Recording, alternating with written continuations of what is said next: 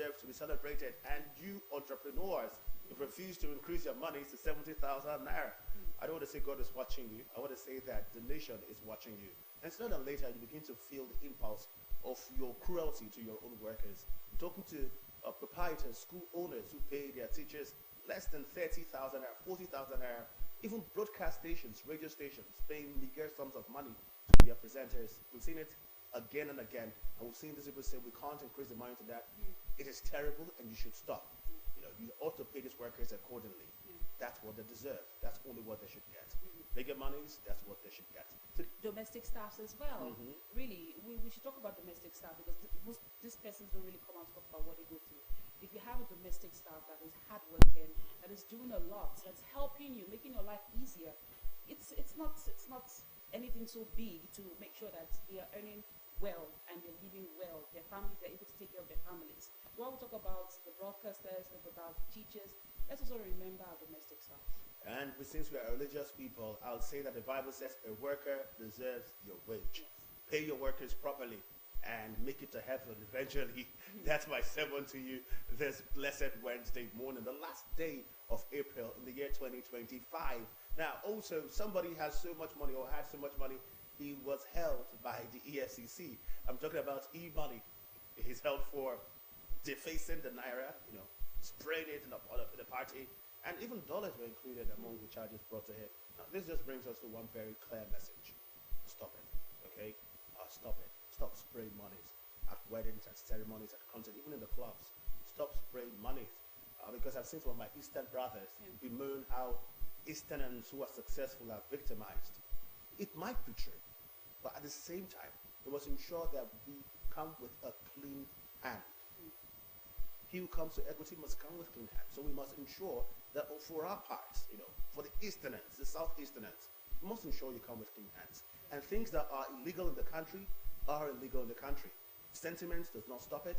It would remain the order of the day. At this point, for the first time, I'll be supporting the EFCC. But like you said, they shouldn't make it look like the Easterners are being witch hunted. Yes. And for everybody who goes to parties, spray the money, deface our naira, they should be arrested as often as possible so that the message goes down to even those that are not celebrities, those that are normal, the common man and the common woman. The EFCC has said it so many times, not just the EFCC, it is against the rules in the country. Stop defacing the naira. I don't know what to call it, if Nigerians feel or if celebrities feel that the only way to show that you have money is by, spraying it in public places, spraying at weddings. No. There are other ways to give the celebrants money. I think they're trying to show stature and status. That's why they spray money No, there are other in the ways to matter do do. that. And if you tell them to put the monies in an envelope, it's a really better idea because as an experienced person after wedding, These days we do online banking. everyone so why not transfer the money to the every celebrants? single person who has given money to people, to couples via envelopes or via online transfer, it made it easier for those couples to just know exactly what they're calculating. But no, we want to spray the money. And if some weddings, some people had to think about other alternatives like making their own notes. You buy those notes and you spray them because people just have this culture of spray money. There's also another argument, Blessing, that the spraying concept is a Nigerian culture. It is our behavior instinctively, and the law was not made against man. The law was made for man. And if this is what we do, it's our identity, that even the rest of the globe are beginning to buy, just like they're buying an Afrobeat, we should begin to consider it. But for now, while the argument might persist or continue, let's be aware that it is illegal to deface the naira. I don't think spraying it and squeezing it is not the way out. The question is, of what benefit is it to go to parties and spray money? Culture. It is inconveniencing for the celebrants because some celebrants love it, Blessing. It's inconveniencing, and then at the end of the day, people have to pack those money. People have to count the money. To me, there's just no benefit. It gets interesting. I don't see. Maybe because I'm such a person that I don't really like big parties. Right? But for those who enjoy big parties, they'll have to come and explain to us what joy it gives to them. First of all, make it rain when the monies are falling down like rain. You're working hard. They feel good about it. They feel good about it. Look, I have rich friends. And sometimes they make a good scene out of it, surrounded by some of your rich, wealthy friends, and they make it rain on you. And it feels like that wedding The truth is, we just have to learn. If we want to grow, we have to learn. If you look at the U.S. Dollar, the currency they use, the dollar, look at the pounds, all of the other currencies of the world. There's a culture, there's a way that people handle their currency, right? But here in Nigeria, aside from going to parties and spraying the money, the way we use our Naira notes, the way we use it, some people write on it. That's what the EFCC is trying to, tell Nigerians, that don't deface the Naira note. It's not just about spraying the parties, the way you handle it. Get a wallet. Yes. Learn how to handle the Naira notes. It's just that we don't value it anymore. No, we don't value it. The, That's the, just money, the the value of the money anyway. We don't value it. We value the money anyway. But we should value it because it's our own. When we have dollars, I've not seen a Nigerian who, would wrap dollar or squeeze the dollar. Once you have a note of a dollar, you keep it, you treasure it. That's how you should treasure the Naira as well. We've got a point though. Now, talking about our own, let's talk about ours, really. Delta State. On Monday, we witnessed something that became history, a huge history in the life of Delta State. And we're not going to pretend here like we didn't witness that ourselves. We saw it, the defection, the official defection of the PDP to the APC. I'm talking about a large chunk of PDP members at executive and legislative arm decided to say goodbye to a party that has been an umbrella to them for more than 24 years and moved to another party, the adversary, the All Progressive Congress, the APC. What a phenomenon. What history was made. Controversies are still there till now. Interviews are still being granted in top media houses. Breakfast shows are overwhelmed with different thoughts about it. Many of them are not in tandem with what was done right here in Delta State by the executive and legislative arm of our government. Many of them are not in tandem with it. Like the governor said, it's not a defection, it's a movement. Because he said movement. You said defection of. You said as executive and legislative. The executive and legislative. Official defection. That's Official what was that. defection. I think even it's just surprising how they were able to move the entire structure. Because for me, it's the entire structure. For the executives, the legislature, then the local government chairman, all coming together to just move at once. It is something that it's a political calculation that needs to be studied. For whatever reason that they did that, the governor, the legislators, the local government chairman, they have their reasons for doing it. Whatever reasons it is, I know that it is a political calculation. And I had a conversation with someone and I said, don't they care about how the people feel about it? And lots of Nigerians have said, these politicians are selfish, they don't care about the people. The person asked me a question. He said, which politician goes into politics to lose? Every politician is there to win. So the question is, when you win, what would you do for the people? Would your actions, in one way or the other, bring benefits to the people? So we are watching. Deltans are watching. We want to see how this will go. We want to see how this will benefit Deltans. The state government, I've said it several times, that this will be like a partnership between the state government and the federal government to bring more developments to Delta State. So we're watching, and let's just see how it goes. As the Michael learns to rock song, there is no excuse, my friend, to the governor, Sheriff Francis Oboweri, right under the Sheriff Francis Oboweri. No more excuses, because he said clearly that we are working with the Central now. We are well connected with the Central now. Let's work for the people of Delta State. So that work has got to begin. And critics have got to be silenced. I see this as a glimmer of hope for Deltans, because now the government have got to show the people why they took their action. Now they have to let go of distractions that might have come from the political tension that the PDP has been going through at the federal level, at the central level. Now, the central level are not quiet about this. Just recently I found out that the acting chairman of the PDP, Umar Jamagun, decided to talk about it and said they're going to start legal proceedings against the erstwhile PDP members who had a movement as described by the government, defection described by those who are not in tandem with it. They're going to sue them. And I just kept on wondering why and how that legal suit is going to work. I'm not a lawyer, but if they directed their legal advisor to start proceedings for illegal action, I'm just wondering if the advisor advises them, basically, because the Constitution is quite clear about things like this. And we don't need to be lawyers to understand what the Constitution says. Section 109, and Section 68 of the Constitution gives them that chance to talk about it, consider this. But the law does not explicitly say anything about executive. It says legislative arm if they defect. And now we talk about legislative arm defecting, and that might look like a problem because, of course, in Ebonyi State, 2022, 18 or 16 lawmakers who defected were sacked by the Federal High Court. But that does not count here in Delta State if they begin to drag the matter.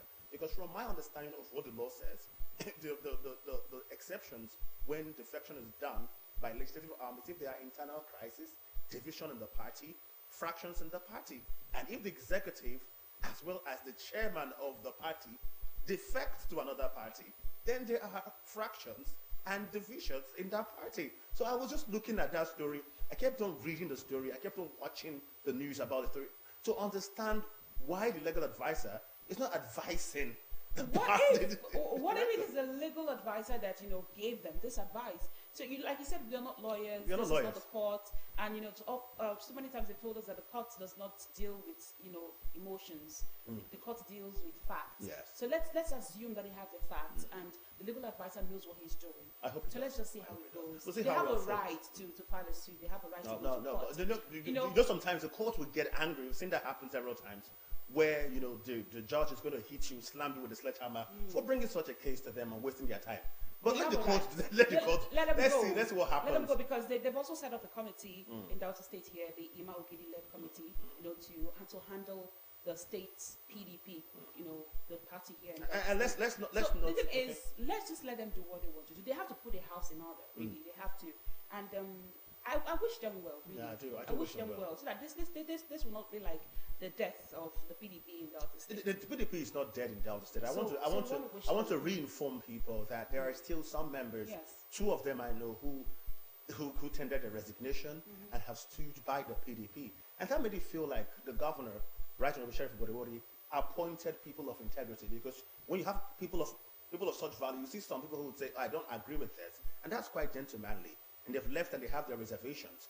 According to some members of the APC who were SRPDP members, they said after a while they'll see that this is for the good and the fortune of Delta State. If the state government is able to prove to Deltans that this was the right decision, this was the right choice for us to make, maybe, just maybe, those persons who resigned would return. The interest that most of them have. I know the governor is different from the president, yes. Even if they belong to the same political party.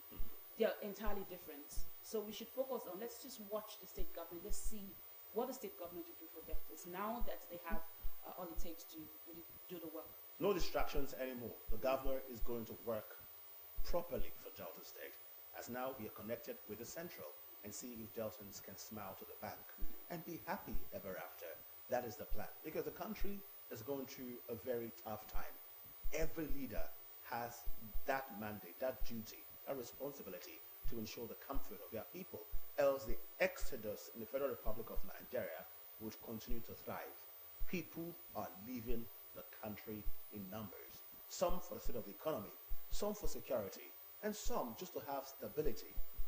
As far as they're concerned, different reasons, and trust me, the price of leaving Nigeria is quite among us. It's expensive to jackpot from the country. Yet people are taking loans, selling lands, doing businesses that could just take them out of the country, saving everything they've got to leave the country. Leaders have got to work. The jackpot syndrome, though we must have people leave the country every now and then, but the exodus has got to reduce, and that's what we're just crying At this for. point, I wouldn't even say leaving the country. They're running away from the country.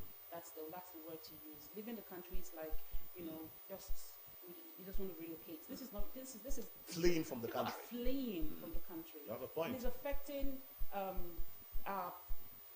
different sectors because doctors are leaving, nurses are leaving, teachers are leaving. People are just leaving. And blessing, these are good teachers. Yes.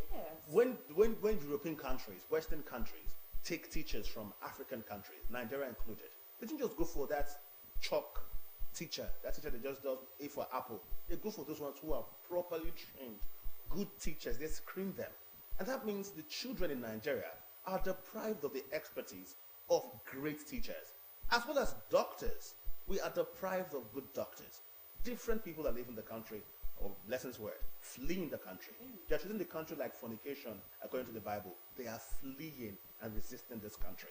And that's quite a terrible thing. We've got to work together to ensure that Nigerians are comfortable in their country. And they've got to leave the country. They are doing that for noble reasons, not because they are taking a quick flee from the country, because they're taking a decision to continue life for a professional reason or the other, or maybe for education. Well, this morning, let's not talk too much about Japa. In fact, let's go to the streets and see what's responsible for Japa in Nigeria. That's in Street Talk this Wednesday on Morning Ride. Stay with us.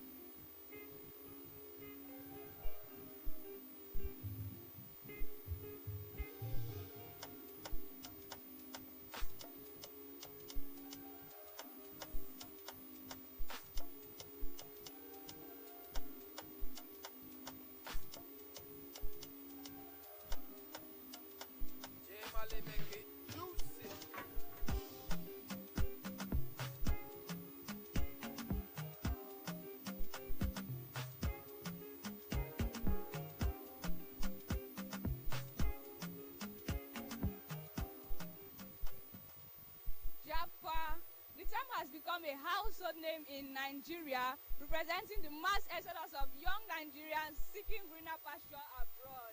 But is leaving the country actually the ultimate solution to our struggles? Are there hidden opportunities right here at home? Good morning, Nigeria. My name is Rejoice Anusi. You're welcome to Street Talk on Delta Television, the People's Pride. Today, we are hitting the streets of Asaba to find out if Japa is really the ultimate solution to our struggles, or if there are hidden opportunities right here in Nigeria. Let's go.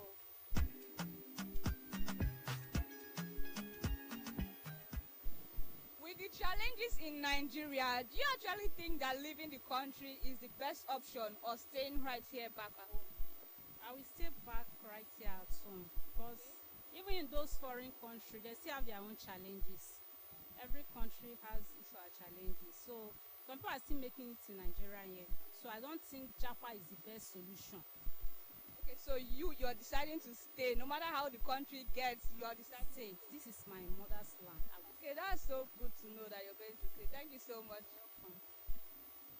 So with the challenges in Nigeria, do you think relocating is actually the best solution, or do you think staying back at home is better?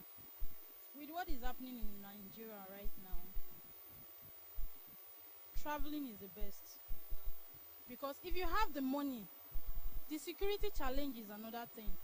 You can have the money and you will not have peace, because moving around Nigeria now is a major challenge. You can have the money to stay back and enjoy what Nigeria has for those that can afford it, but the security challenge is something that gives one fear. So if you have the money, you can travel out, and everything happening, the economy is bad, so I will not advise. People are only here, let me tell you, 99% of people are here because they cannot afford to travel out. If they can travel out, there will be little or nobody in Nigeria again. So okay, so don't you think that other countries still have their challenges? Because sometimes traveling abroad looks so good and perfect, but don't you think that out there are still like challenges that people face out there? There are challenges in other countries, but it's better.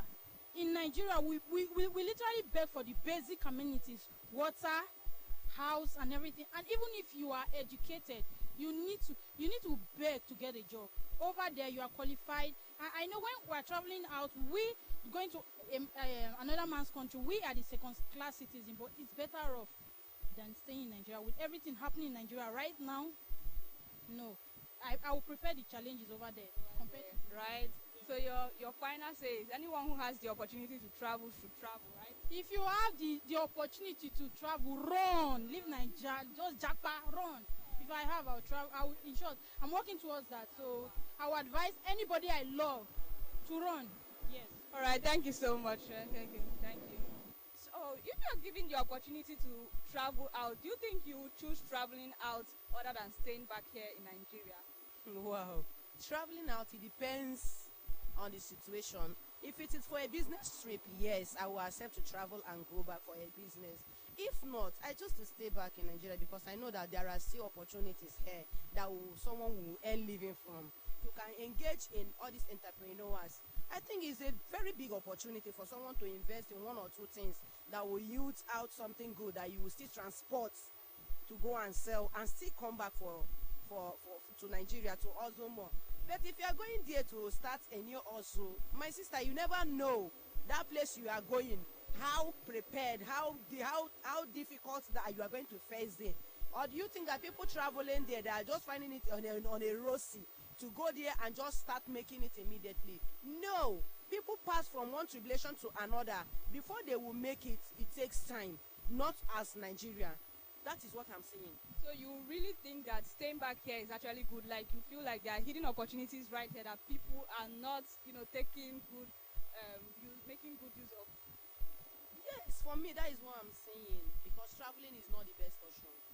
As in Nigeria, if everybody should travel, who will not stay and maintain the country? All right, thank you so much.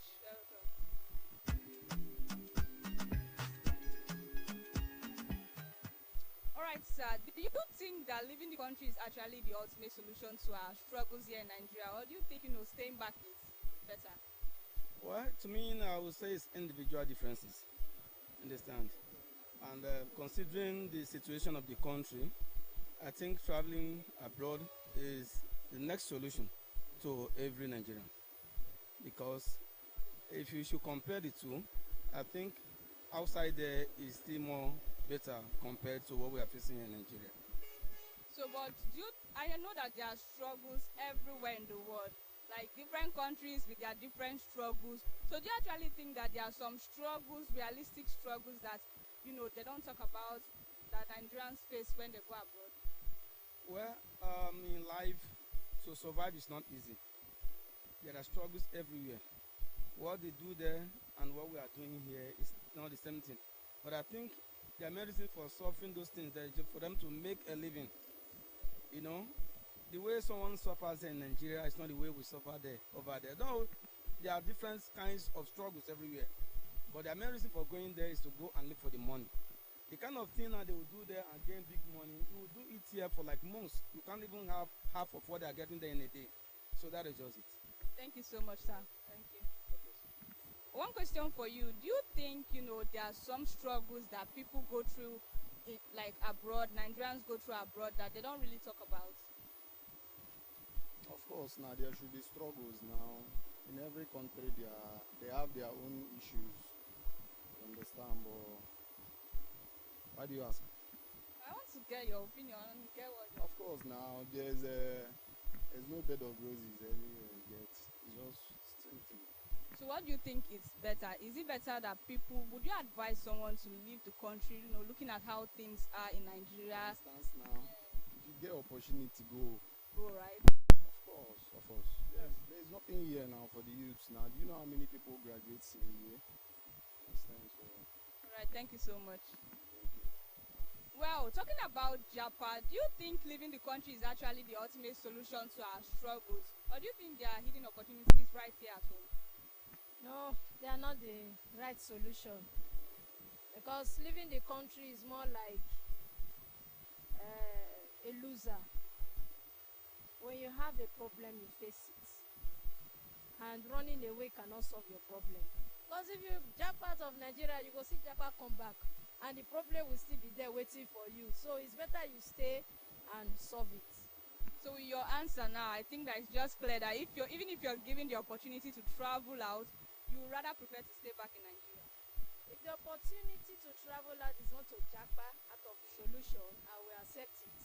But if it's because of the problem I should Japan, I won't accept it. This is my hometown. This is my birthland.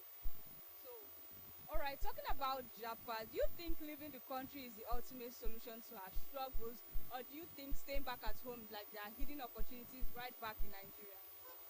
Staying back at home, that is if you have something doing, you can stay back. But if you don't have something doing, you have a way of going out. There's no problem there now. You can go out, look for something to do. Rather than staying here, there is nothing to do here. All right, so, with the way the country is going, if you are given the opportunity to leave the country, like Japan, leave and maybe never come back, or probably come back just to visit, would you take that opportunity to travel, or would you rather decide to stay back in your home country, Nigeria? Well, I will go. I will go. I will go to come back. That's if I've made something that I know that I can invest on here. I will come back. But if I don't have anything to do here, I will stay over there. So in summary, you're saying that anyone who has the opportunity should go. Should go. Anybody that has the opportunity should go. There is nothing here, my sister. Now we are just suffering from it. All right, thank you so much, man.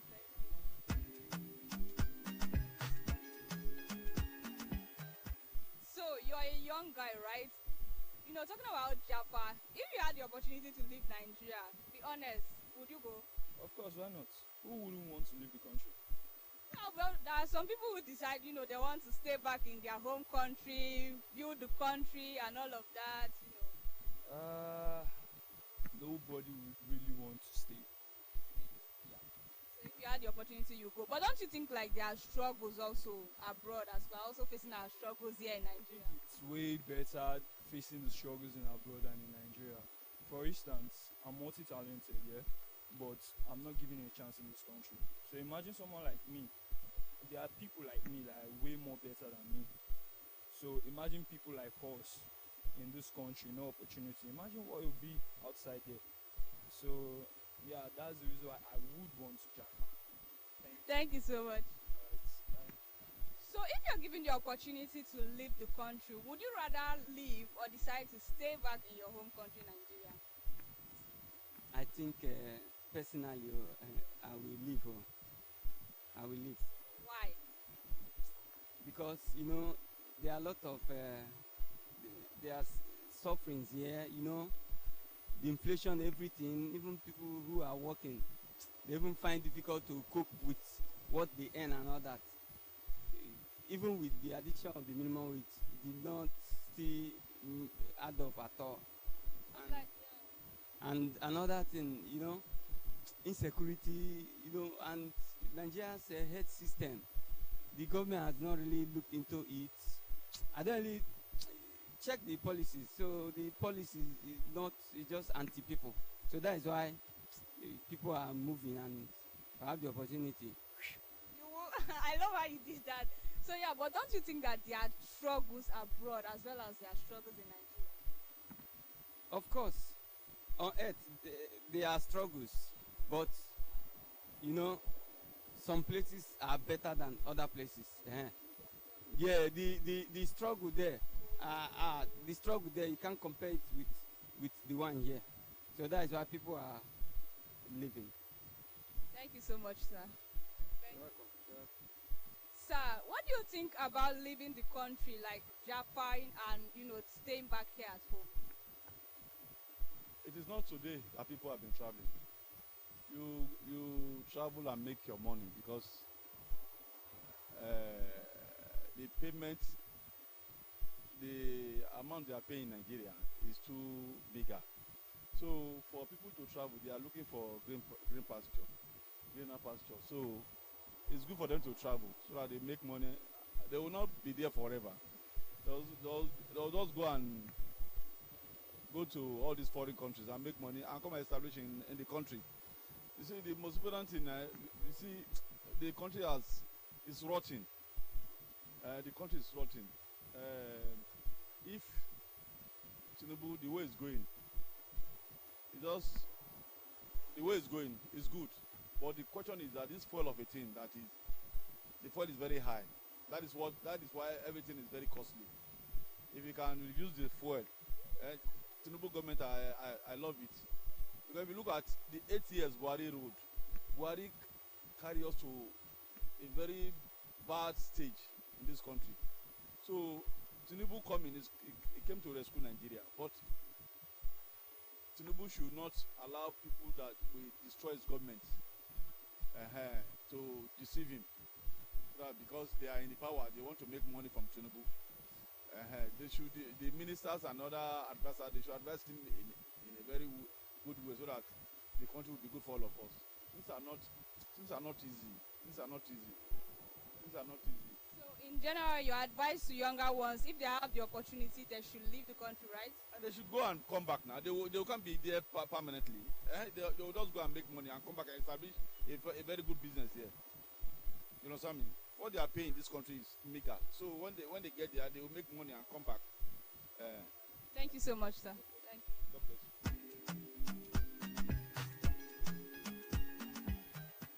Well, from the streets of Asaba, from the mouths of Nigerians, we have heard from some people that think that staying back in Nigeria is actually good, while some others think that living is the ultimate solution to our problem. Well, probably the real solution is not really about staying or living, but it's about creating an environment where Nigerians can thrive from anywhere. My name is Rejoice Anusi, and this has been Street Talk on Delta Television, the People's Pride. Thank you.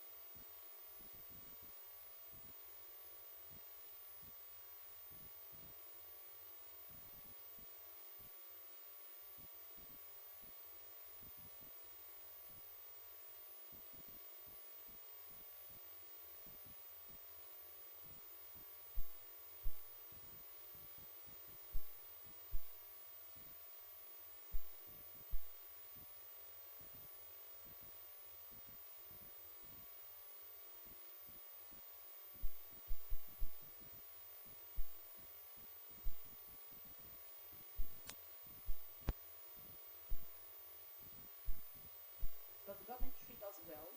But for me, I have to admit, I don't see why to leave the country. But Nigerians are not having it all. Many people want to leave, many people complain about the state of insecurity, how the economy is not working.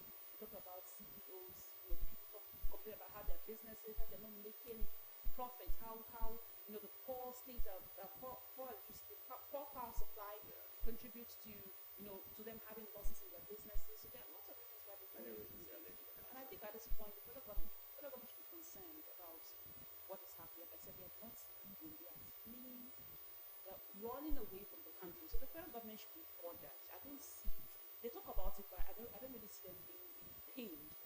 Because that's there's brain drain in different human sectors. resources. Yeah. It's quite people to run a cat trade. And if we begin to play on our numbers to our advantage, we would make it big as China, if we are sincere to ourselves, really. For me, I think that those who choose to jump back and those who choose to stay are both right. They should bear in the fact that we all have our several tools, our several realities, and we must act accordingly. A man must got to steal or protect himself. That's just my final take on that question. So whatever you choose to do, it's okay. But think about it critically and be sure you're making the right decision for yourself and for somebody One else. very important thing, if you have to jackpot, you have to make sure you're living, through the right way. Make sure you make as much research as possible. About the But agency. yes, I find it very, very painful and heartbreaking that, a Nigerian who genuinely wants to leave, wants to go there and make a living for himself, gets there and run into trouble. Yes. So make sure you do your A research. lot of times people are very defrauded by well. these travel Yes. agents. They are defrauded, they stay in the country. We've seen many stories of that happen. Yeah. So you must do your research properly. And if you've got to leave Nigeria, another advice I'll give, since you're rendering advice, is that, hey, do not stop doing what you're doing, because it has happened to several people. They become lackluster at their place of work, believing they are going to travel out of the Sell their country. land. Yes, they sell everything, and sometimes it doesn't end up the way they hoped or envisaged. And then hopes are broken, people are broken, dreams are broken. I've even seen those who traveled outside the country for educational purposes, like in the UK, and are sent back home due to, the academic schedule at the time. Imagine selling everything you've got and returning back home empty-handed. There are still those who are outside the country who would like to return home, but due to shame, hold back from returning. If you have friends or cousins or anything like that, talk to them deeply from a place of concern and sincerity, and whatever you can to ensure that they are doing what is best for them, do that in terms of your conversation. Well, let's see the headlines today. One of them I've already seen somewhere. It's about 300,000 doctors leaving or not being available in the medical world in the country. We'll find out if that's DAPA or something else when we go on our next bit, which is right now, and that's the papers, the headlines this morning. Let's check out the papers. We have several: the Daily Times, the Vanguard, the Punch. Many of them are right here. Let's start first with the Daily Times newspaper this morning. The big headline on the Daily Times says, CJN asks NBA to protect the bench, warns against frivolous petitions against judges. That's on page 2, and that's the biggest headline on Daily Times this morning. Now at the top strip, Kanu's trial commences. FG, 7 witnesses to testify under shield. And then by the side of that is something we had a conversation about this morning earlier on. Defection, PDP set to recover mandates to drag Oborewori others to court. And at the bottom strip, Naira abuse socialites e-money in EFCC net. We had that conversation already. More stories. Nigeria condemns terrorist attack in India. And finally, right here on the front page of the Daily Times newspaper this morning, is soldier to die by hanging for killing girlfriend. Those are the stories making the front page. But one more story, I'm sorry, just at the most bottom strip, it's so small I couldn't see it earlier on. Deputy Speaker receives PDP bigwig Chris Igwe 130,000 followers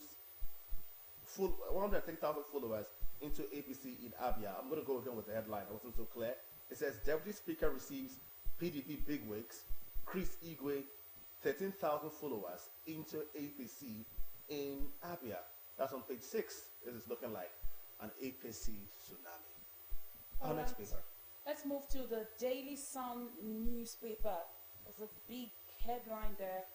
Major one says, Atiku will defect soon, says Okowa. And the writer expresses regrets running with ex-VP in 2023 presidential election.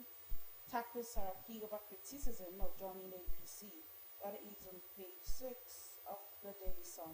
At the top street, we have Governor Tebolo declares war on kidnappers and cultists. That's on page 5. The writer commences demolition of properties linked to perpetrators and sponsors. Still at the top street, we have hardship. Cardinal Arinze blasts politicians. Writer asks priests to contribute a little to reduce pain, give people minimum hope. At the bottom street, we have Nigeria facing existential crisis. El-Rufai warns. Writer says country's future hangs in balance. Then we have Anyaoku Mba genuinely quietly transforming Enugu. The writer, ex-Commonwealth Secretary General Nwachukwu renew call for new constitution. EFCC speaks on e-money's arrest, says more high-profile arrests to follow. Writer says commission grills Achimogo. The last headline from the Daily Sun. Nnamdi Kanu blows hot. The writers reveals why he established Radio Biafra in London. Insists freedom fighting, not a crime. That's the last headline from the Daily Sun newspaper. Now, the Daily Trust newspaper this morning. The Daily Trust newspaper this morning has past Governor Okowa at the big headline. It says, Okowa's choice as running mate cost Atiku 2023 presidency. It's coming from Muro. Okowa's choice as running mate cost Atiku 2023 presidency. And that's coming from Muro. At the top strip, FBI others to release Tinubu probe reports Friday. Alleged money laundering. Achimegu to appear in court today. ISWAP claims responsibility for Borno attack as death toll hits 26. More stories? We trek for miles, Mina residents say as curfew bites. Soldier to die by hanging for killing girlfriend. How dozens of civilians, JTF, died defending communities in Borno, Yobe, Adamawa. And finally, on the front page of the Daily Trust newspapers this morning, at the most bottom strip, says NNPCL appoints Idrisu Obioma, sacks Port Harcourt Refineries MD, 200 others. Those are the stories making the front page of the Daily Trust newspaper this morning. Now let's look at the front page of the Vanguard newspaper. The Vanguard, major headline, defections. PDP goes to court, says APC will soon implode. The writers, tax its South Committee to oversee party in Delta. I informed Atiku before defecting, says Okowa. Says he wasn't funded by the FCC. You can get details on page 5 of the Vanguard newspaper. At the top strip, Zenith Bank promises quantum leap in dividends. That's on page 20. Governor Pebolo goes tough on kidnappers and cultists. Riders commences demolition of properties linked to sponsors. That's on page 6. Public sector deficit borrowing. No, public sector deficit borrowing threat to 1 trillion naira economy, says Nasima and OPS. That's on page 20. Boko Haram kills 24 mourners. Hunters in Adamawa, Borno, raise church houses. The rider says 2 soldiers died in landmine explosion. That's on page 7. At the bottom strip, lawmakers, telcos clash over kidnapping, phone-related crimes. That's on page 8. Trump's 100 days. How America's first president is reshaping the world. That's on page 41. Gowon, Obasanjo governors orders to honor plaque in Lagos tomorrow. That's on page 12. Okay, talking about DAPA. On page 13, we have this headline, DAPA, we can't get doctors to refute, says Kwara government. Let's go to that. Our next paper this morning, we move to the Nigerian Tribune newspaper this morning, and it's the JAPA thing. The Nigerian Tribune has the big headline on the JAPA issue. Nigeria in deficit of 300,000 doctors. That's on page 4, and this story is attributed to the federal government. The writer says earmarks over 110 billion naira to revamp 18 varsities, medical schools. Kwara needs over 100 doctors. Hospital Management Board said that precisely. Now, at the top strip of the Nigerian Tribune, we have minimum wage. NLC kicks, says some states merely added 5,000 naira to workers' salaries. That's on page 10. I'd love to know those states precisely. On page 26, Achimegu declares hunger strike as EFCC confirms arrests. On page 15, no attempted Boko Haram invasion in Oyo, trending video outdated. This coming from the Oyo Police Command. And another story, just by the side of the photo speak, the first photo speak at the top strip, just close to the masthead. This one says, I told Atiku about my exit from PDP. He is leaving too. That's coming from a former governor of the state, Senator Ifeanyi Arthur Okowa. That's on page 3. The writers here says, PDP vows legal battle to reclaim mandates. Nobody can kill PDP, coming from Damagun. And NWC appoints South-South caretaker to oversee state chapter. Other stories on the front page of the Nigerian Tribune, on page 29, how Nigeria can create prosperity that will last, coming from Makinde. The writer says, appreciates Tinubu's wife for ICT Center in Ibadan. On page 29, and finally on the front page of the Nigerian Tribune, this one says, Ekiti North leaders, stakeholders endorse Oyebanji deputy for second term. Those are the stories on the front page of the Nigerian Tribune this morning. Now let's look at the Nation newspaper. Nation newspaper has its major headline, Okowa, Articles 2023 bid for president insensitive.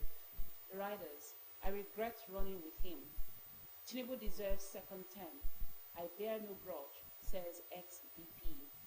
At the top strip of the Nation, we have how Nnamdi Kanu was arrested in Lagos hotel by a witness. That's on page 4. Lawmakers indict NCC telcos over kidnappings others. That's on news page 4. Oyetola gives out 42,000 life jackets to facilitate waterways.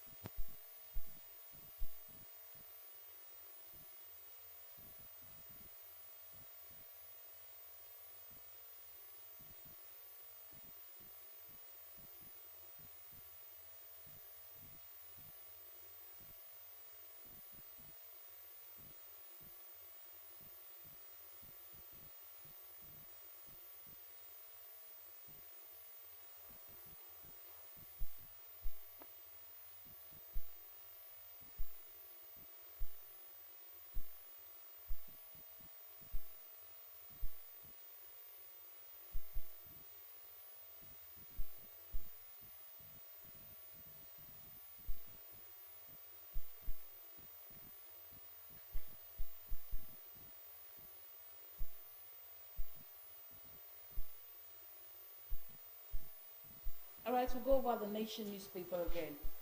Major headline on the Nation newspaper says, Okowa, Articles 2023 bid for president insensitive. The writers, I regret running with him. Tinubu deserves second term. I bear no grudge, says ex-VP. At the top strip of the Nation, how Nnamdi Kanu was arrested in Lagos hotel by a witness. That's on news page 4. Lawmakers indict NCC telcos over kidnappings and others. That's on page 4 as well. And then we have Oyetola gives out 42,000 life jackets to facilitate waterway safety. That's on page 4. Agbakoba demands retraction of Natasha's allegations against Akpabio. That's on page 3. We have on page 37, Lagos Calabar Highway. Foreign Investors Network seeks Tinubu's intervention, over $250 million loss. At the bottom strip, we have PDP to sue Delta governor, orders. Court okays playing of disc in Emefiele's case. The last headline on the front page of the Nation newspaper this morning says, EFCC detains Aisha Achimogo over alleged 8 billion naira deal. That is on page 2 of the Nation newspaper. Now we'll check out the Guardian newspaper this morning. The Guardian newspaper has got several headlines. The big one on the Guardian here says, 9 Mobile at Crossroads seeks $3 billion lifeline as 10.3 million subscribers ports. That's on page 6 of the Guardian newspaper, and it's a big headline right here. Other stories making the front page. NFIU identifies betting, fintechs, others as enablers of kidnapping. That's on page 3. Despite 40 trillion naira investment in 11 years, insecurity in Nigeria unacceptable. That's on news page 7. And I wonder who made that statement.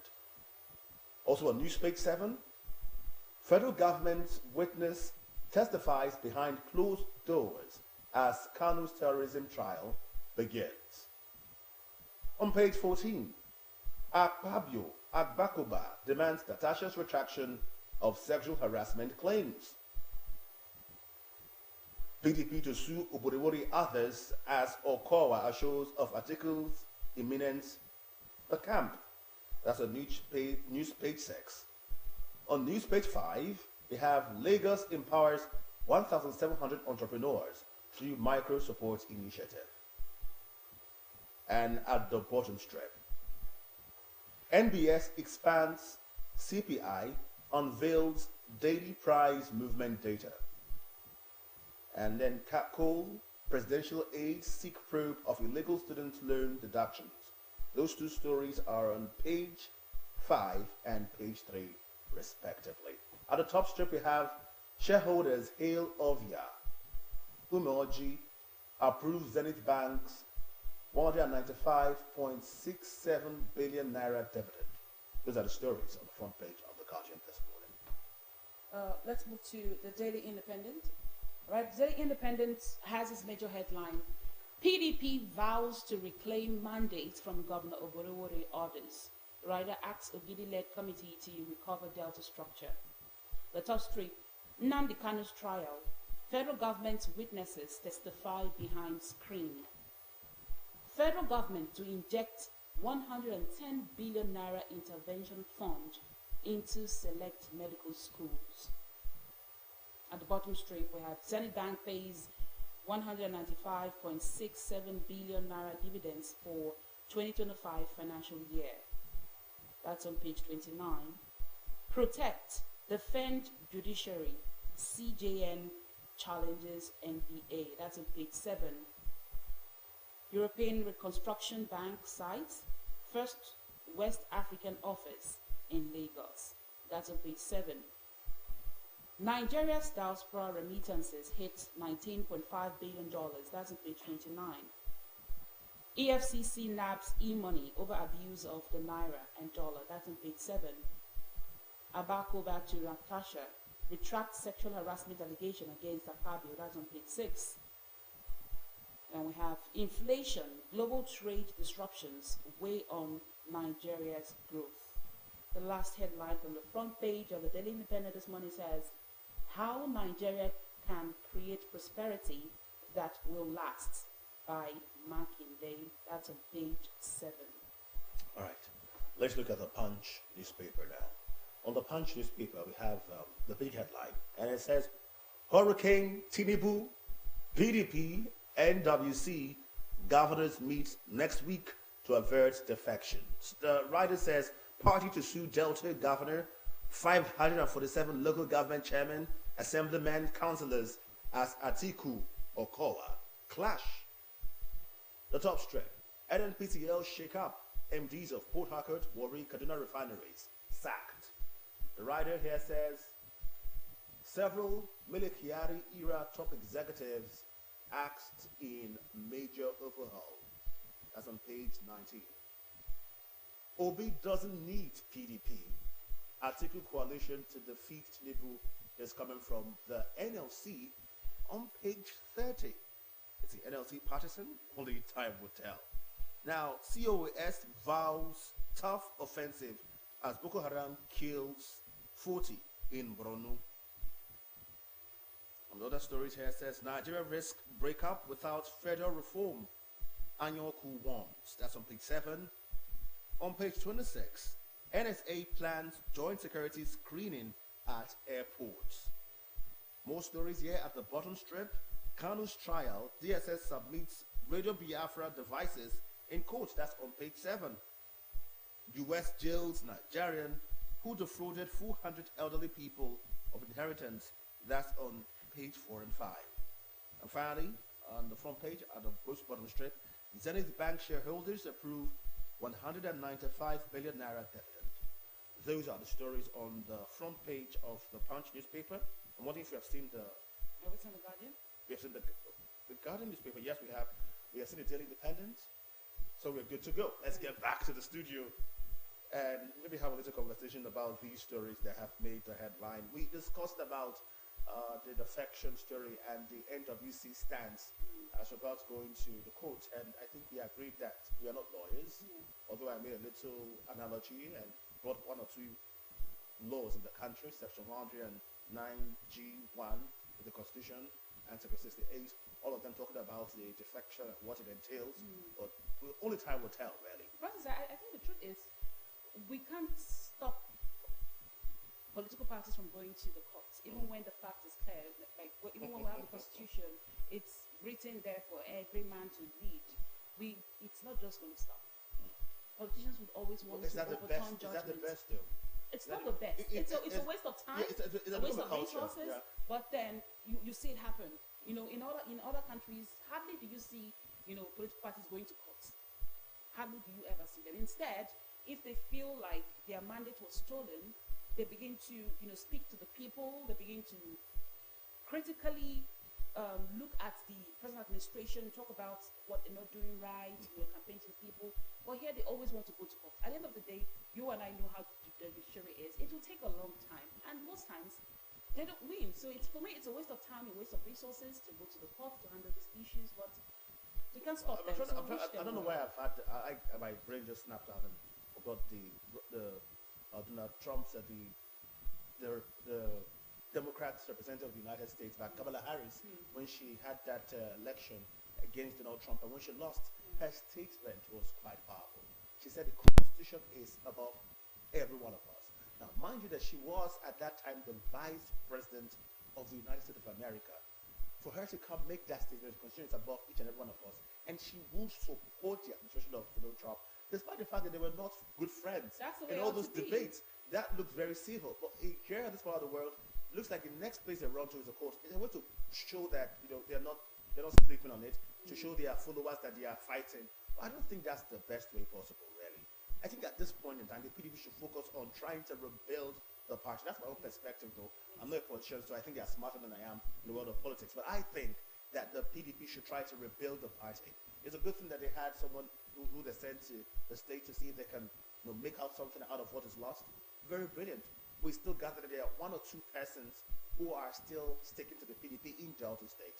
Those people could be converged and conversations could be had.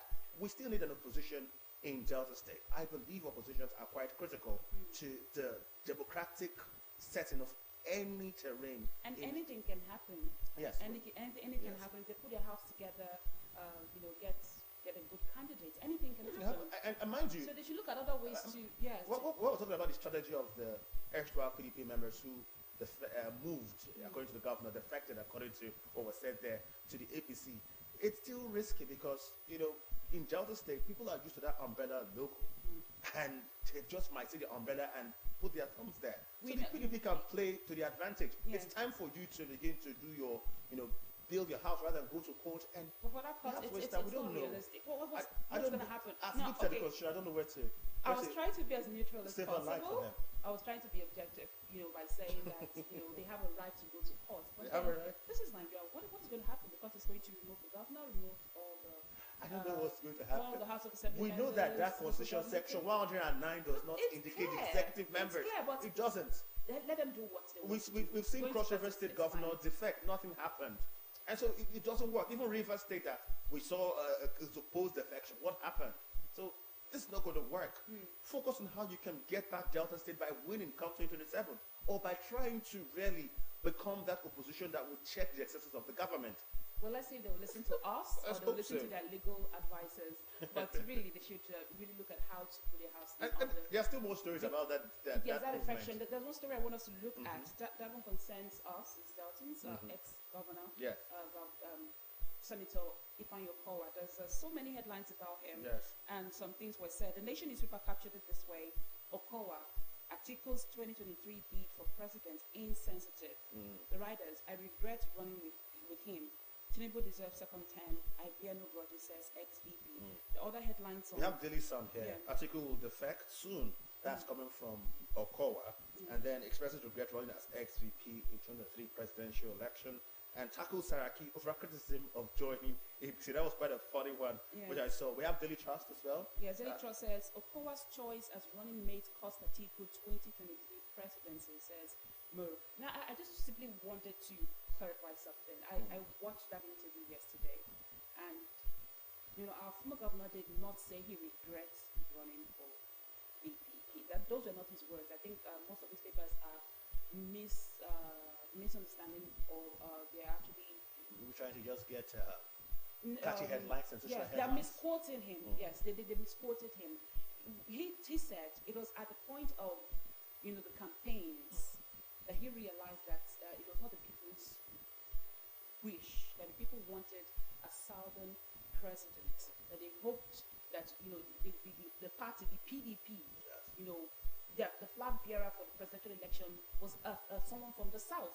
It was at that point of the campaign that he realized what the people wanted. So he didn't say he regrets running for VP or make comments about the words that were used on these papers. I don't think that's a correct thing. To represent what he said. Not representing exactly. Yes, it is. It's not representing Paraphrase, what he said. requoted. Yeah, it was misquoted. And that was He only said it was at that point that he realized that that's not what the people wanted. But at that point, it's hard to go back because they already had the flag bearer. He had been picked as the running mate. It was so hard to turn his back on. He had to continue what he started. Yes. If you look at the Nigerian Tribune, he said, I told Atiku about my exit from the PDP. He is leaving too. That's what Okowa says.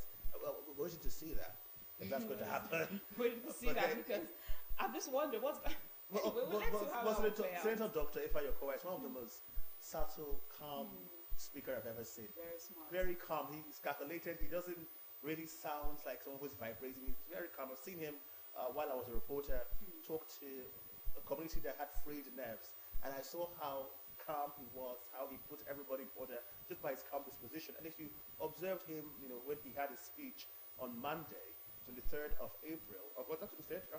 27th of April rather, you see that he was calm as well, articulated. That's something that he has, and he always shares that every time. So when he talks, he's very concerned about controversies. It's quite funny that the papers are trying their best to ensure that this headline catches the attention of many Nigerians. It's simple English language. If he says something like, I realized that it was not the best, they just paraphrase to, I regret. And I don't think that putting those words like that is what he said. It doesn't represent what he said. And that's quite a very touchy one. So we hope that we see great things happen from this movement. We hope that for the good of Delta State. Several people have had several complaints about things going on in Delta State, also about security, despite the good ventures of the governor. I hope that this brings it also at the top light. Also, let me quickly just address what Moro said.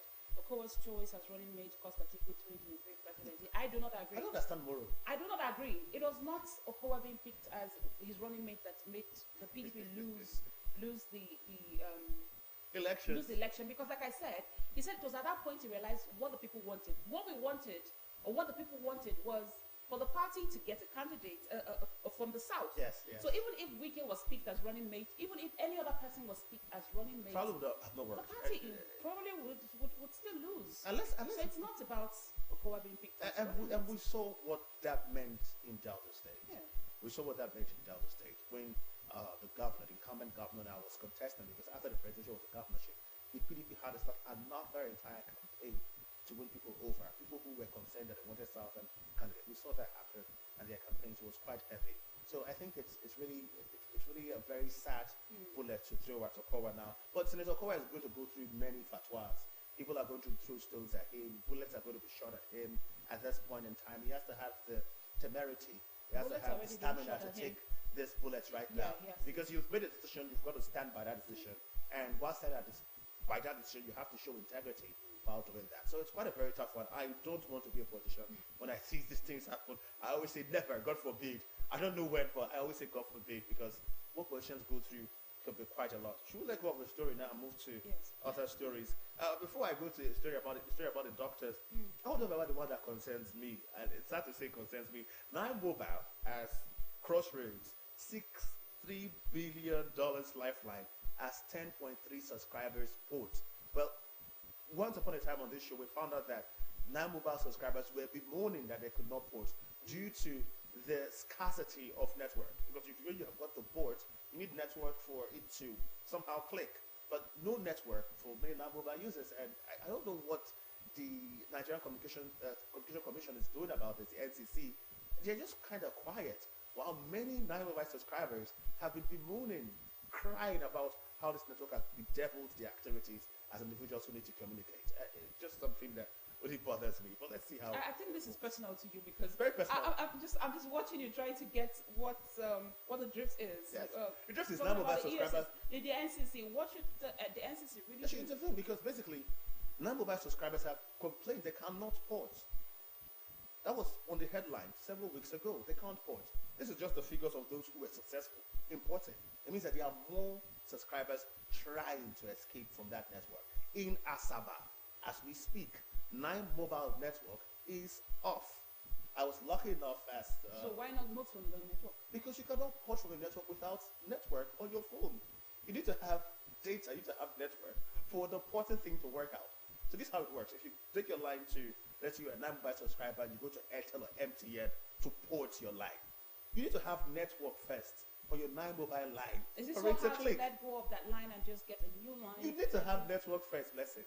On your phone, the 9Mobile needs to have network. You don't have network on 9Mobile, so it's just there. You either keep it now becomes moribund. I'm not getting this. If you get a new SIM card, maybe MTN or Airtel, it's registered. It's going to be registered and hopefully data given to you. So you're talking about leaving the line, the number. Yes, that's what I'm saying. People can't leave the numbers. If it's so hard. Numbers are identities. I could say that some people have their numbers on their CVs, because it's on their potent. LinkedIn, on their Facebook pages. That number, they've had several clients who communicate via that number. So they've lost contact with those clients who might want to get them through the number. So I think it's something that is worth watching. The reason that the Nigerian Communication Commission allowed the porting thing to work was to give people the freedom of keeping their numbers or navigating through telecommunication. I'm just wondering what 9Mobile is doing about it. Why is there no network in Nigeria? Mostly right now in Asaba. I was lucky to speak to 9Mobile staff, and he said that in May that's going to end. They're putting their house in order, trying to work it out. I just hope that works, and that somehow their business continues to thrive because 10.3 million subscribers. porting and more trying to port. That's a problem. That's a problem, really. So let's move to another story now as to which 9Mobile and the subscribers all the best. This one says, let's look at this big one. Nigeria in deficit of 300,000 doctors. It's coming from the federal government. The writer says, earmarks over 110 billion naira to revamp 18 varsities, medical schools, and then the next writer says, Kwara needs over 100 doctors. Hospital Management Board had that says. Yes, on the Vanguard, still from the Kwara State government, it says, we can't get doctors to recruit. That's a lot. It's a big problem that the federal government, the state government really need to look at, because every time we talk about Japa, it's like we don't understand the consequences, the long-term consequences of what this Japa is going to do to this country. So it is something that the federal government and state government really need to look at, because we're losing our professionals, people with so much experience that should be here to train the next generation of doctors that we're going to have. Because sometimes, no matter how intelligent you are, even if you got to the first class, degree in medicine and surgery, you need to be tutored. You still need to have experience, to gather experience before you. What I'm saying is, we need these people leaving the country. We really need our professionals, and they are leaving. I look at the Kwara State government in a whole state saying that they can't find doctors to recruit, and that's why sometimes people complain that they go to the hospital. I've heard such reports that they go to the hospital and they meet what do they call those doctors that just leave the university, or they are they're just going to bring home new doctors. New doctors, student doctors. Student doctors, Yes. they complain that those are people that they meet in the hospitals. The reason is because those professionals, there's a word for them they use in the hospital. I can't remember the word now. Those persons who should handle these cases are not there. Yes, So the available becomes desirable. Even when you're talking about student doctors, how about nurses being doctors in some private hospitals? Because the doctors are working elsewhere. Because there are shortages of doctors, we find doctors working at government hospitals, and also working at private hospitals. So they have two places where they practice. That means they are not always available at any of the hospitals, and that means that nurses somehow have to fill in the vacuum. And that's quite a terrible thing. Terrible. The Nigerian Medical Association has said that we've registered 24,000 doctors in the country, and that does not work at all because, according to WHO, it is one doctor to 600 people. That's what you need in the country. That means Nigeria needs now 300,000 more doctors. As we speak in Nigeria, we are short of 415,000 medical beds. That's what we're short of. And then if you go to medical schools, how can people become doctors without dying first? It looks like it's more cumbersome to study medicine in Nigeria than outside the country. Listen, I've seen people who we thought were average people, average Joes in our schools, travel abroad and become doctors. In fact, I know somebody, I saw this young man, I don't know what called him at the hospital. You know, we thought he was an average Joe. He traveled out of the country from another course in Nigeria, which he could manage. He traveled out of the country and studied medicine in Russia. He has graduated today and is practicing very well in the country. So it looks like even the medical school is too tough. The students are not having things, having lecturers communicate to them properly. They have to read like they stole some money every other time. Getting admission to become a doctor is quite cumbersome at the same time. You see, JAMB beating these people so hard. And we want to have more doctors. I think at this point, the federal government should really sit down with NMA. That's Yeah. the body for doctors. They should sit down with them and look at ways to help the health sector. Is it to increase their welfare packages? Is it to send more doctors for training so they can come back? So they should look at ways to really solve this problem, and for other professions as well. The question is, can JAPA ever, be put to an end? No, we can never entirely stop it from leaving the country, because until we get it right, until we get things right in the country, we fight insecurity, we talk about the economy, talk about the power supply. Until we get those things right, people would always want to. People would keep on leaving.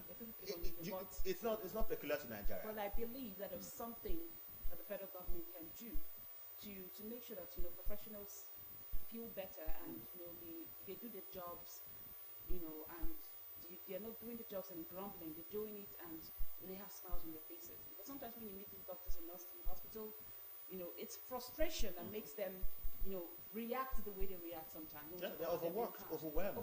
Yes. You see most of them haven't worked the night shift. They're still there in the morning waiting for someone to come relieve them. So or they have to go to the other hospital where they practice. And the reason they are doing this is not because they are greedy. They're just trying to augment realities. Things are tough, so doctors are trying to find a way to survive. After studying that cumbersome course, I see doctors study, blessing. I feel bad when they're studying. They study for the rest of their lives in school. They study so hard to be paid so little after school. And payments are not wicked. In Canada some years back, doctors rejected increment of their own salaries. They said, no, take this money and give it to other people. The money is too much. That's what doctors had to be known. But in Nigeria, because of how bad it is, we are looking for a way to get out. In 2016 to 2019, 15,000 doctors left the country. That's how bad it is. So it's not just JAPA. If you look for 300,000 doctors, that's why I didn't focus on JAPA as a problem alone. There are other problems, other realities that we have been dealt with. And until we let doctors, people who have the passion to be doctors, we'll not get things right. But I think we're getting signals that we spend too much time having conversations on papers. I wanted to talk about. Okay, just go with the headline. This lawmakers, telcos clash over kidnapping and phone-related crimes. I think this is one area that we really not talked about enough in the country. Yes. Because how are these kidnappers making phone calls, reaching family members, demanding for money, and lines cannot be traced. Except they want to tell us that these kidnappers are tech gurus who have a way of manipulating and they trace lines over more little things. I know that oxymoron is perfect for this. More little things. That's what they trace lines. They trace lines for little things. When a politician has an issue, they begin to trace. Yeah. You speak somehow to a particular big wig in the society, they trace you and they find you. There's an issue that looks like a security breach, not in terms of security breach, but maybe an insult to some. They trace you. They have what it kidnappers, takes. they should begin to the trace them. lawmakers should not just let this. If they're really serious about this, they should be serious about it. And they're clashing with the telcos. It has to be something that will bring out positive results. At this point, I think we should really talk about telcos and how they're not even helping the security agencies do their jobs. Because I remember when we talked about fraud, I said banks these days, their security is not so tight. Because how is it possible for me to stay at home and someone hacks into my bank account and steal money? And then when I report to the police will say, go to the bank.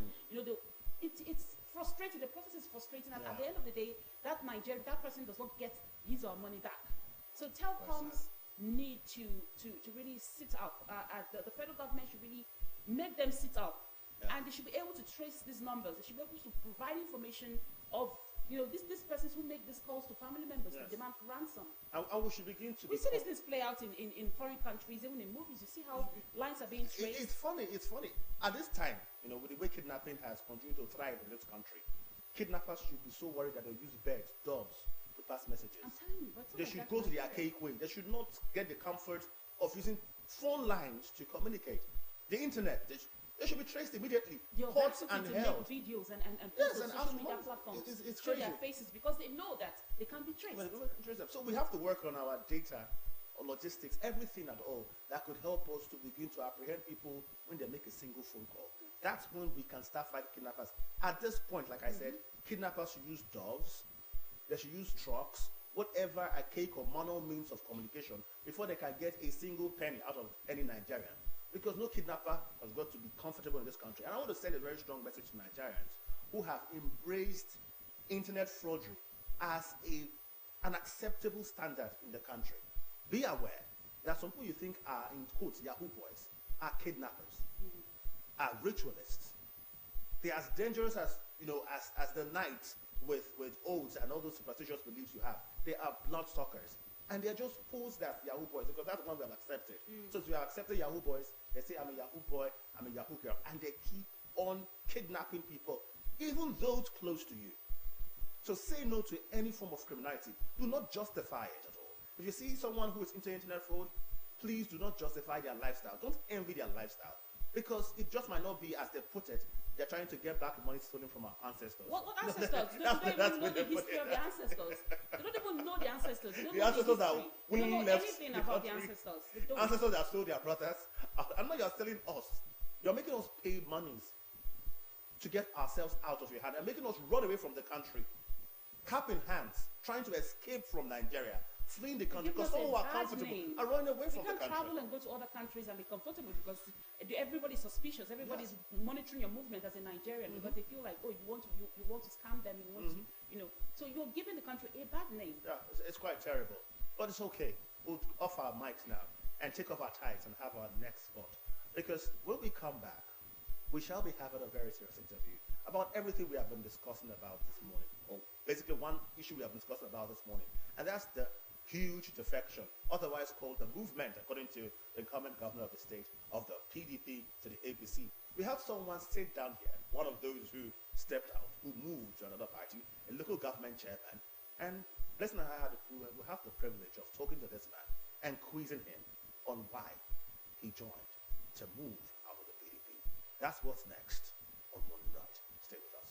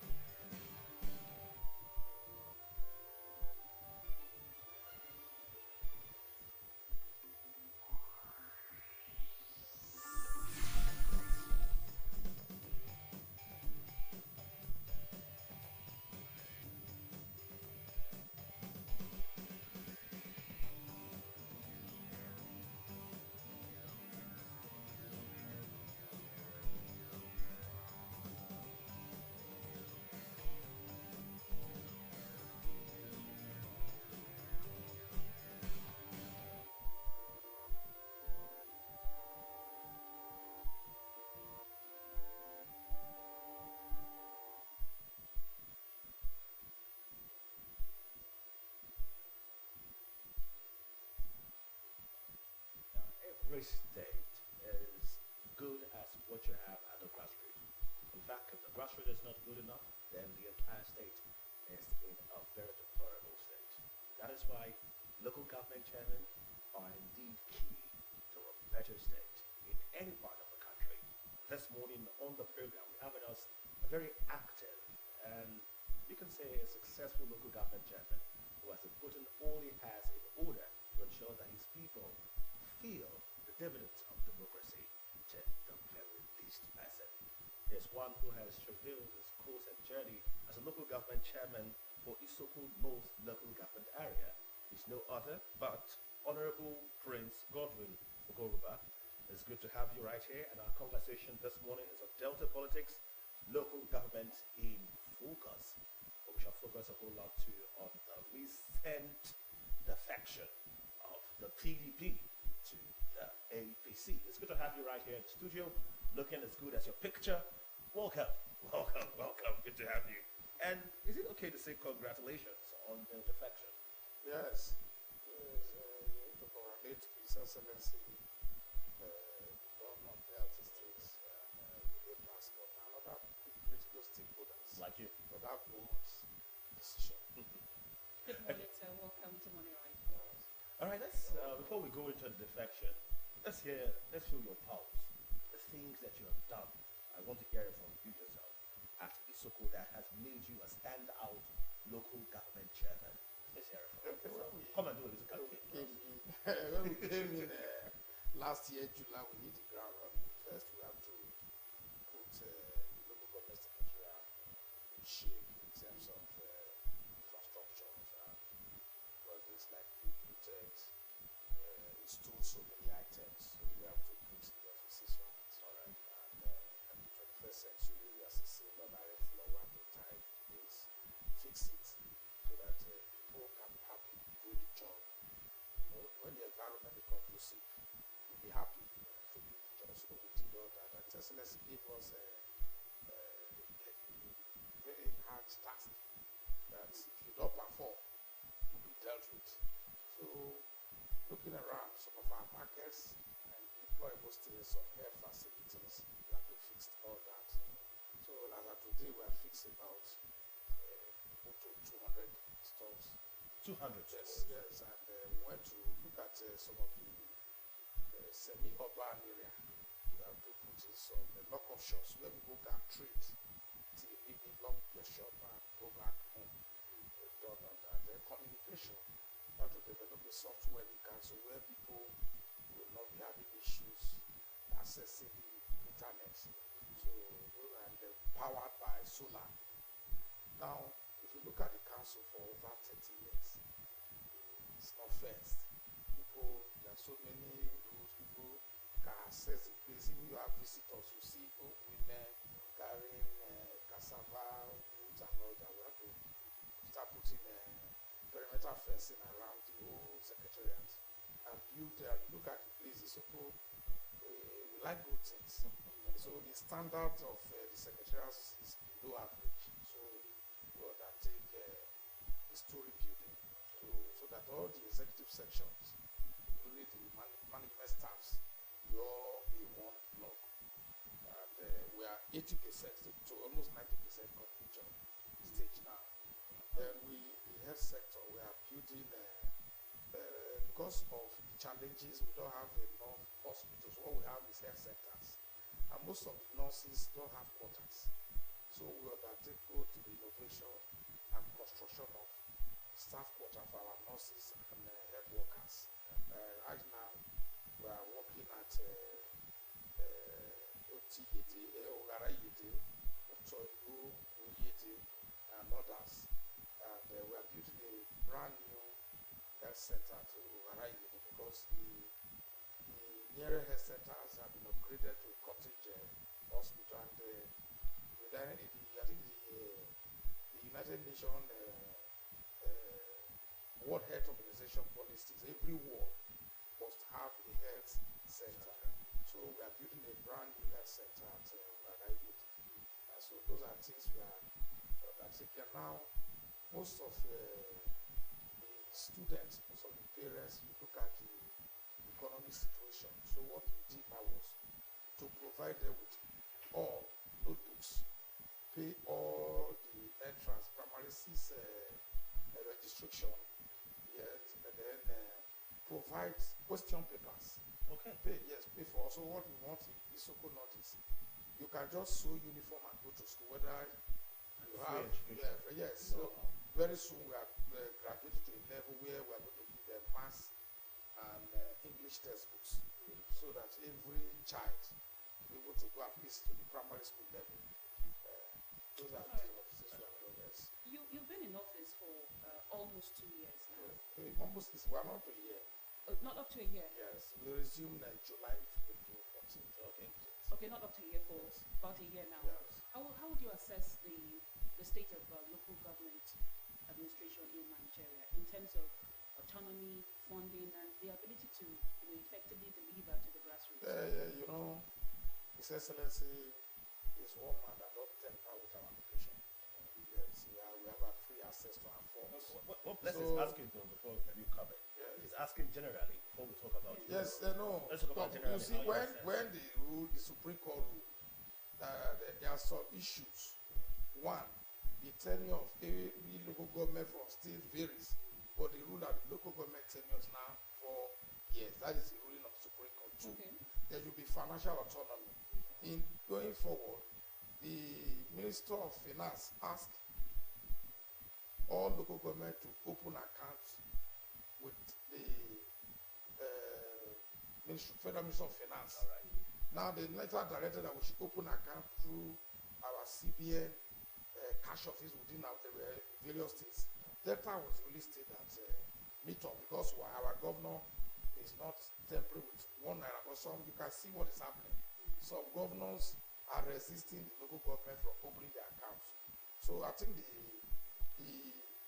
idea of jubilating is not that because they have not been temporary with accounts. Instead, they've been augmented. You can remember the former government when local government were owing teachers for almost 9 months. Yes. They had to bring over 4 or 5 billion. So Delta State have been enjoying their free funds. And true, there's no godfather brought me. Okay. Yes, no godfather. So I'm not under pressure from anywhere. The funds I have is for the development of the Soko people. Okay, but aside Delta State, across Nigeria, you would say the local government administration in Nigeria, how would you assess it? Ordinarily, the local government is supposed to deal with the issue at the grassroots. But in some states, like some of my friends, they don't even know how much we received. It's what the state gives to them, unlike Delta. But in our state, we assess our funds 100%. Yes. We're even angry because sometimes the state used to be, but now they call it autonomy. So our governor have never, I can say it anywhere, temper with our funds. We have, and like me, I'm not under pressure from any godfather anywhere. You know, I was chairman of Delta State Land Application. I've worked in the National Assembly as Special Assistant of the Deputy Speaker, and I was party chairman for 8 years and 5 months. I know what to do at the local government level, and I'm not there to serve any godfather. I'm there to deliver to the Soko people. All right, sorry, Francis, but just to put in straight, you're saying that the local government administration in Nigeria is not quite at its peak. It's not yet there. But in Delta State, it is perfect. Yes. It's excellent. If you and there's full well, autonomy. yes, to tell you the kind of governor we have, is the Commissioner for Local Government and even the Auditor General do visit to assess our performance, whether we are meeting up. Because one, when they give you these funds, what are you doing with the funds? They assess whatever. So me, I because of my Christian background, I won't want people to look at Isoko North that they made mistake. So I want to do my best to make sure it gets down to the grassroots, at the local government level, at the ward level, at the community level. We do have a joint meeting of President Generals, traditional rulers, and opinion leaders to let us know what the community really needed, so that we'll be citing wrong projects that are not needed. So we interact with the community leaders and we feed their pulse. We know what they need. The little resources we have, we use it to develop the place. Okay, that's quite beautiful. I think that you're doing your best to ensure that things work around your local government. Precisely, Isoko North local government. So let's talk about the checks here and there to ensure that this particular autonomy that you have is not used just anyhow. How effective have they been so far? Yes, they have, the bureaucrats, they are there to guide the political leaders so that you won't go wrong out of the FM, financial memorandum and all that. You must follow the rules so that you won't, when we do as a project, we advertise in one or two newspaper, whereas only advertise on notice board for people to come and tender, so that there will be competitive bidding and get the best. Tender will look at, analyze, and come out with those we felt can execute. Okay. So we are not breaking the rules. All right. I'll trust on that. In due time, as the interview progresses, we are going to move to the story of defection. I just want to keep you on the line. So whatever you're saying now, you're going to somehow. Defection. You're going to get there, but hold on. Not Not yet. Just very soon. You're going to get there. Okay. Earlier you said in Delta State, the state government has been very cooperative with the local government chairman. Here in Delta State, the local government chairman or the local government had full autonomy. So I remember you presented a budget of 15.26 billion naira for 2025 fiscal year. The budget was tagged budget of hope. Talk to us about the budget. What are the major areas you hope to focus on in fiscal north? Areas where we hope to see development, what development in 2025? Yes, one is the health sector, the educational sector, the commerce, markets. You know, you are passing through to great paradise. There's one company called Alagbe. You can get over 600-700 bags of garri from the market. Now, when I visited the market, I found out that the whole place is deplorable state. So I took it as a challenge, and we've taken the first 3 lines. I think we have about 3 lines. Now we are moving down to, we have done the tour, we are going for the second phase. Now we are finished with Owelupo, that we take the second phase. That is commerce. Market. Now in the health sector, we've already started innovating some health centers, and we are building homes, body delivery. We want the nurses to sleep after government will buy for night allowance. So we are focusing on that. Then too, the other critical infrastructure that we focus on is maintenance of road. Because Nigeria lack this maintenance culture. They want to award big contracts. So what we are doing now, we are taking about 12 routes at a road. So, for example, the 3 Welubo, M4, Uzoro. We have finished the one of Otoigo, Welubande, and the Olomoro, Olomoro Road. So, what we try to do is to make sure our people can move freely within the town without having fall into deep potholes. In as much as we don't have enough funds to award big contracts of construction of roads, we're going to maintain what was we herited. Okay, a big chunk of this budget was spent on current expenditure. Yes, because of the minimum wage. Yes, minimum wage are eating deep into the finances of local government. We are paying 77,500. The state government, we are the first state in the whole country to start implementing the minimum. You can find that. His Excellency, the moment it started from the state, took it up and passed. We are not owing one to our workers. Pay as at when cheap.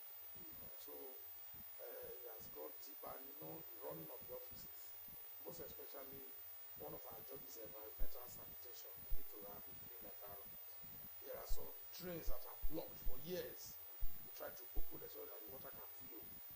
For example, there's a center in Uzoro with the boat junction there, where all the water connects to flow towards there to the Owelubo bridge. We have a big swampy rivers there. So, you know, you needed money to fund all this. Now they call it, they are not capital project, they are part of recurrent. So that's why you see then huge refuse dumps. We need to make sure because the governor would like a clean environment. Each time we have a opportunity to talk to us, we want to see that as it's passing. We don't want to see any tears around the road. And so we don't want to do wash.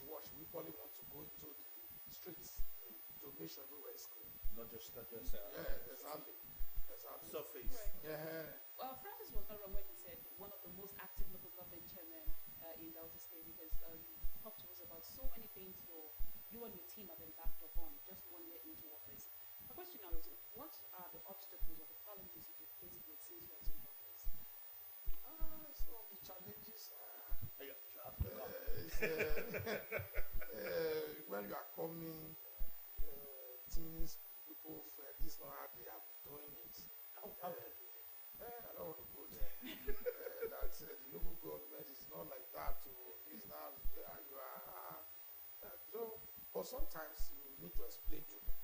Every government has their own policy, ideology, or what you want to do, and you want to leave a kind of a legacy where people, because every off here there's always entrance and exit. You understand? There's always entrance and exit, and when you exit, people will be able to access your records.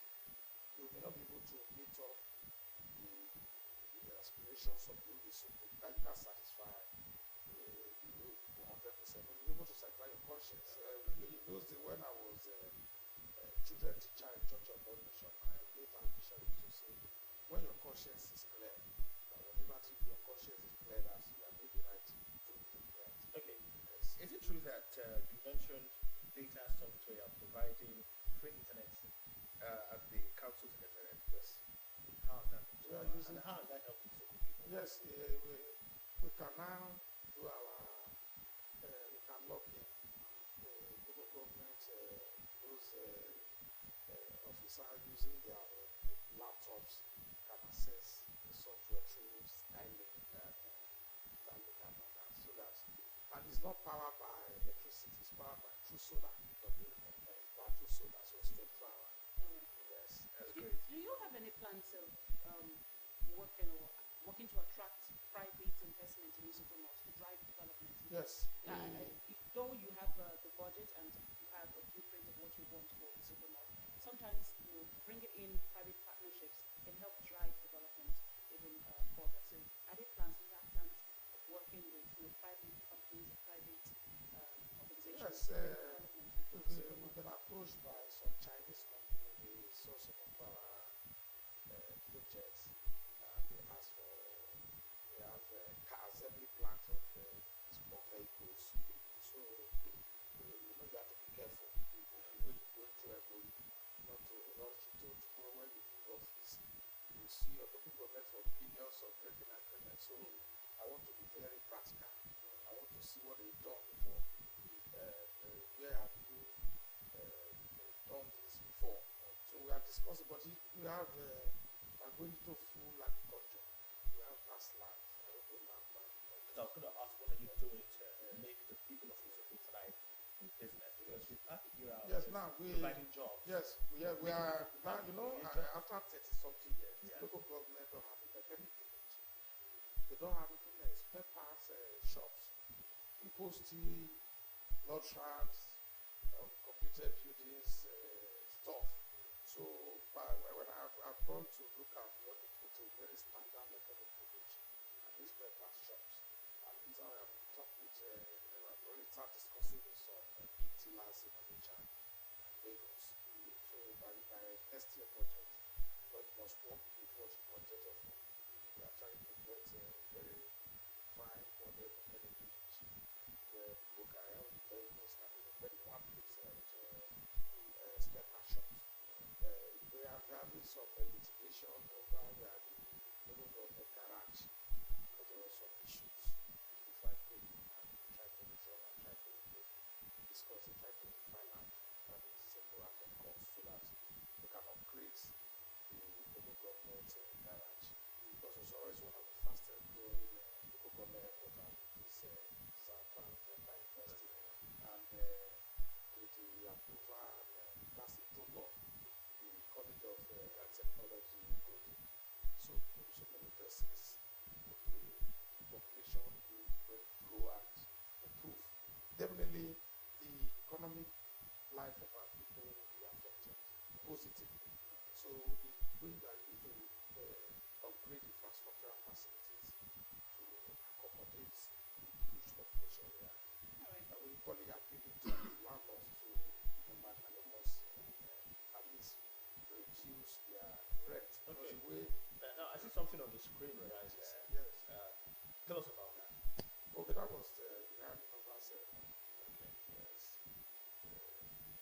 The handover ceremony from my may so rest in peace, Pasa, late HPM. Okay, all right. Now, let's get to the elephant in the room, and that's all about the defection of the PDP to the APC. You've said a lot about things you've done.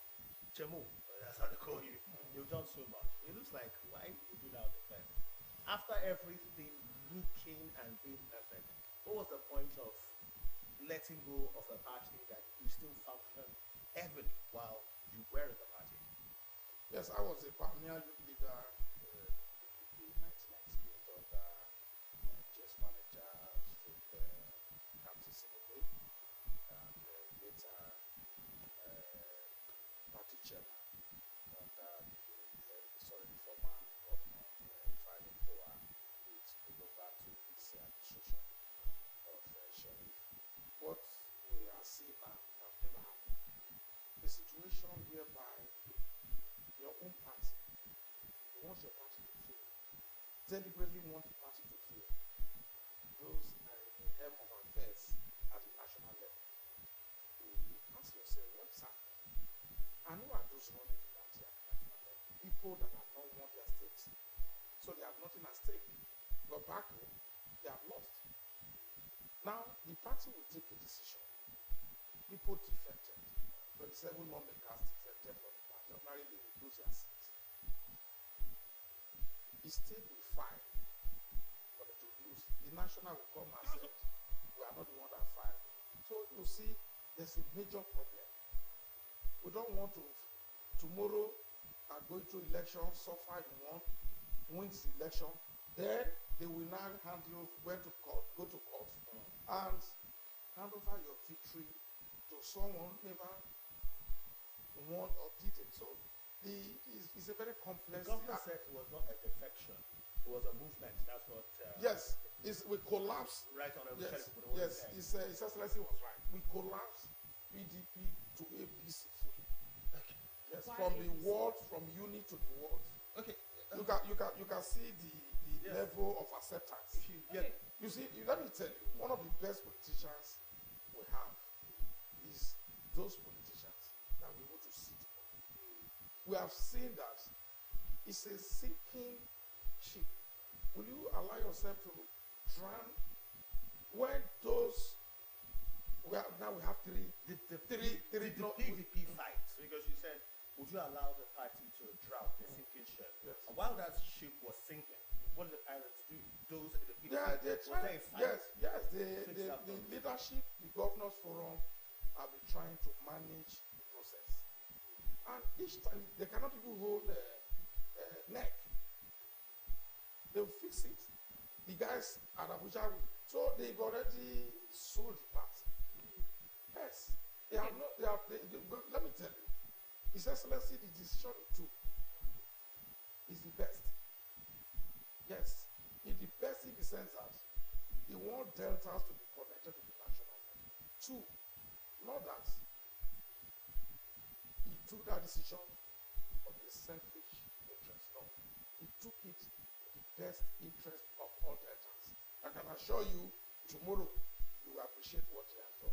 All right, Chairman. We're not done with You gave your reason for the movement of the PDP to the APC, as you said, because of the problems, the issues at national level. In what ways have those issues at the national level affected the PDP at the state level? Because from the creation of the state, Delta State has been PDP. Let me give you one example. Yes, let me give you one example. Okay. There was supposed to be Sonar Congress February 22nd. By 19th, a decision was reached to postpone it. They are supposed to send letter to INEC before that. The letter was typed, signed, and they kept it. They allow those who we know, I know, Zanobi, who stood openly against PDP during the Edo State governorship election. They went to Champore, Calabar. After they finished the Congress on the 22nd or the 25th, they now submitted that time, meaning there was no postponement. They now got Brother Ima Opidi, Critical Committee, sworn in. When they know fully well what they are doing now, that will be they destroyed by the court. So they are working towards the failure of the party. This is someone who denied Meka Hedioha of picking the ticket of in Imo State, when he know fully well that he don't have the capacity to win election. He more or less was working for the opposition. Before they finished the announcement of the result, he ran back to Abuja that is not the national secretary. He said, no, you've resigned. Someone, Obi Okoye, his sons have voted for Obi Okoye. And Obi Okoye appreciates. But because of the job he's doing for his master, he just had to create that problem to make sure he destroy the party. Okay. The person asked you a question earlier on, and somehow I was hoping she would continue with that question. She said, why the ABC? And I'm going to contrast on that question before you go ahead. Yes. Basically, we don't want to come here and just act like no. Why? Let me tell you. Hold on, Chairman. Yes. Hold on, Chairman. Yes. If you go online right now, if you surf through the internet, you go through the crowd, regardless, that we saw on Monday, the crowd, regardless, massive crowd, smiles on their faces. I had a commentary there. I had a great time seeing people having a great time. However, going on the internet, Delta State is often ridiculed for jumping from the PDP to the APC. People are angry about it. The APC has been a party that many people have hated for reasons best known to them. They've complained about the presidency. They've complained because the PDP, your former party, had once sold the idea that the APC is not a functional party.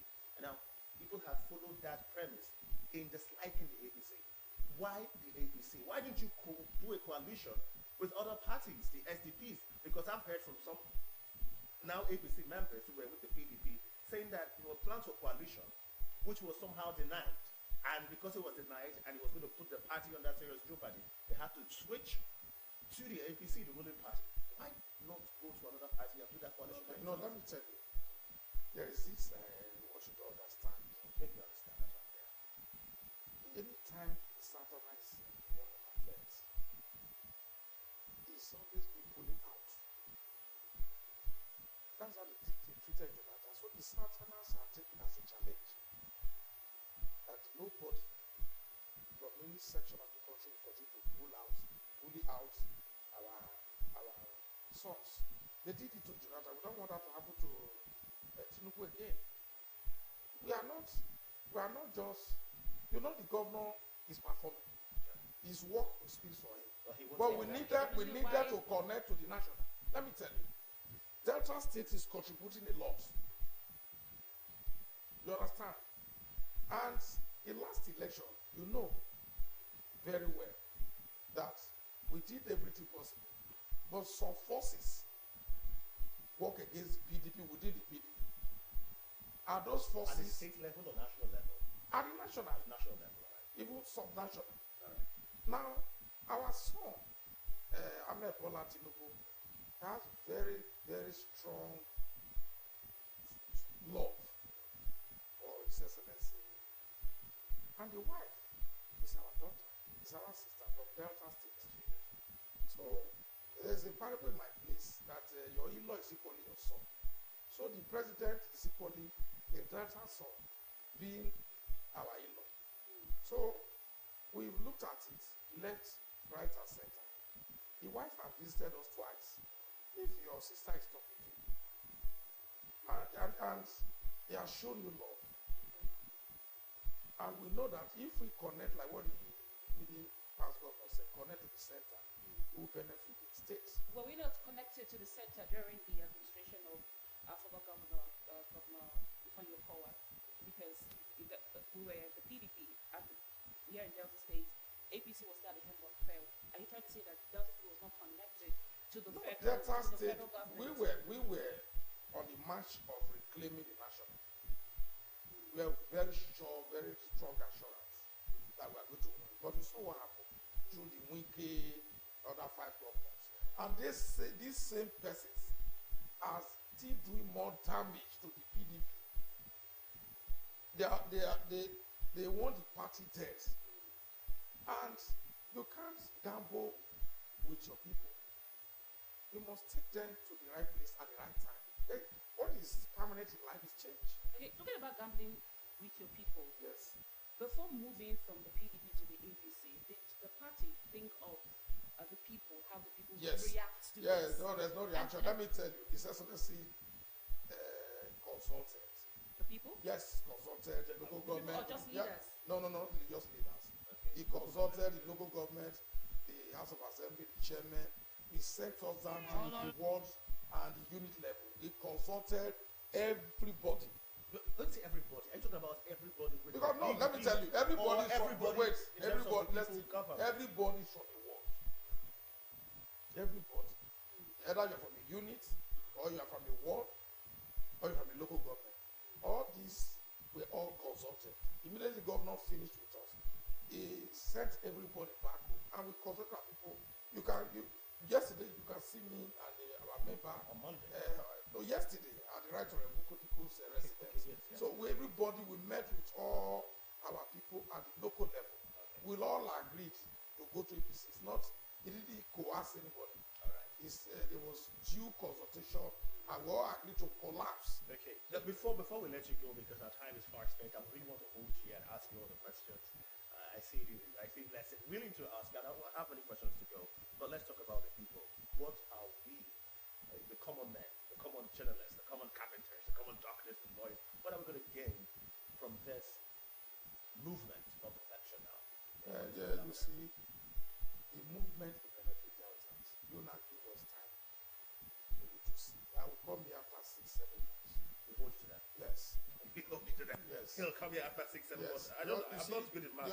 Just a month ago, you see His Excellency, they launched the second Niger Bridge road. And one of our major problems is the Warri Benin road. Those are some of the critical infrastructure that will be fixed. And if you are connected, His Excellency can walk straight to the president. He can say, look, we needed this, we needed APC. Well, the president said before, when he was campaigning, when he became the president, he's a president for all. Whether you are APC, PDP, North, South, East, or West, he doesn't. I don't want to go to that. That was when I was PDP, APC. Now I'm an APC. APC. Yeah, so I'm chanting your APC progress. Okay. You were expecting me to say APC take over. But you will see that the governor will take the right decision, and very soon you will feel it. You know what I would say? I would say that the ends justify the means. Yes. I didn't say the ends of what we are going to get right here in Delta State will justify the movement of the PDP to the APC. And we're not going to call it PD-APC like people have in Germany. We're going to say APC, and believe we are going to see the progress right here in Delta State. This is a story of... It's our sister that is there as the first lady. And you equally know that the governor wife is from my place. Okay. So the two women are from Delta South. Okay. It's so cool. You are concerned about your people. That's a great thing. That's a man concerned about his constituents. I love that. I love that 100%. Yeah. I wish everyone has that kind of interest. You know what I'll say? Our parents might say, I would not speak to this man in my entire life. He's my adversary. But come to a point where a father looks at his son, a mother, at their son or their daughter, and they change their heart and say, because of the interest of my child, I will have a conversation with this man. I'll become team with this man for the goodness of my own family. I think that's what the government has done for the goodness of his own people, not just for his personal career. I will let you live without asking. What legacy do you hope to leave as chairman of Isoko Marketing? I want to leave the chairman that yes, the chairman that did his best in the area of health and commerce for his people. Thank you so much. We look forward to having you December, November. You said 7 months. I had to do the math. Where you'll come back here and we'll have a conversation. No, what is that my 1 year anniversary? No, you said I will invite you to my local government. You said in 6-7 months. Yes. You'll come back here and tell us. Well, we begin to feel it. Yeah, so we are expecting you November, December to come here on Monday Ride, the Wednesday edition, and have this conversation with us about the changes and the progress we have seen from the APC government. We have been speaking to a very active man, not a hyper person, but an active person, one who has done so much in less than 2 years. And I'm wondering if he has done 8 years for the people of Isoko North. Perhaps Isoko North has never had it this good, and they're about to have it better and even more, as the more agenda is now APC. The man we have been discussing with, Honorable Prince Godwin Ogoroba, the chairman Isoko North Local Government Council, has done us noble having this conversation and answering our questions back to back, fire for fire. Thank you so much. Thank you so much for coming. We wish you great success. Yeah. Morning Ride continues, the Wednesday edition. Stay.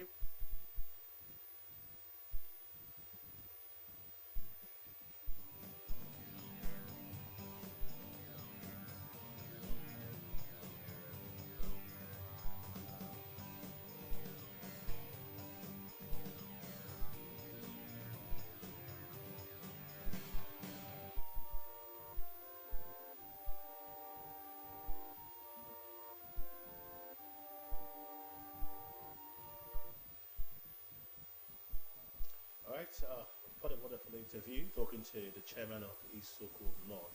Chibogoroba has so much to say about that affection, and we also did realize how much he has been active around Isoko North. The question remained, why move despite how good you've been doing? But they have their plans and they want to focus while also being the party that, according to them, is not a sinking ship.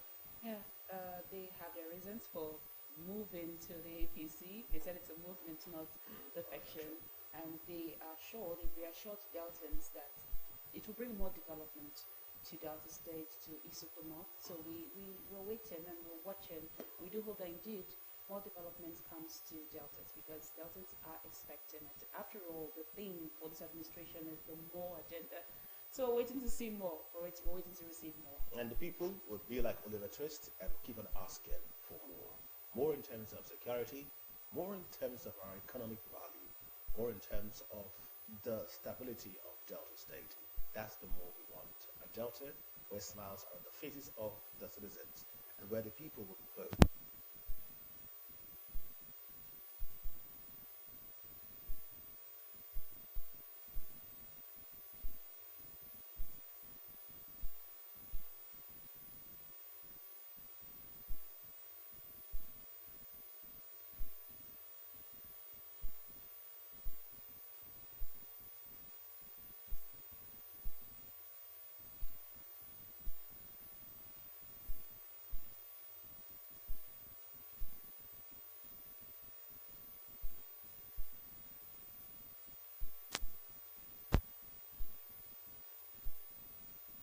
Lot in terms of how we can run Nigeria, and also to the PDP willing to go sue the APC in Delta State.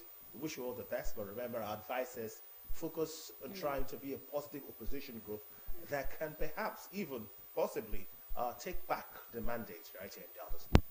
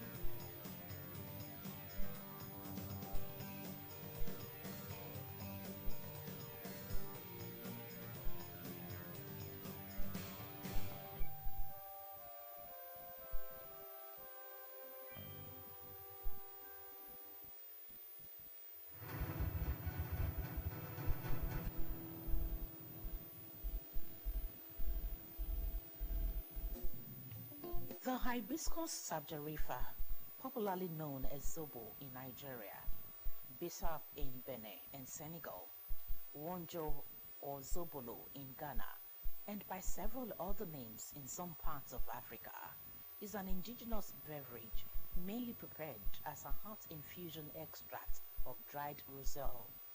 It is a shrub that belongs to the Malvaceae family that develops and grows in the tropic and subtropical regions.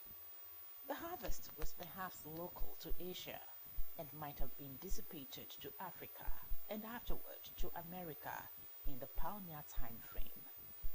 These days, Hibiscus sabjarifa is generally developed all through the world, where the vital makers are China, Sudan, India, Malaysia, and Mexico. The Hibiscus sabjarifa zobo is an annual herbaceous plant with vertical growth. The branches of the plant are reddish green. It bears freshly shaped, beautiful flowers, purple in color, emerging from the axillary leaves, and has a very short neck. And the flower parts are thick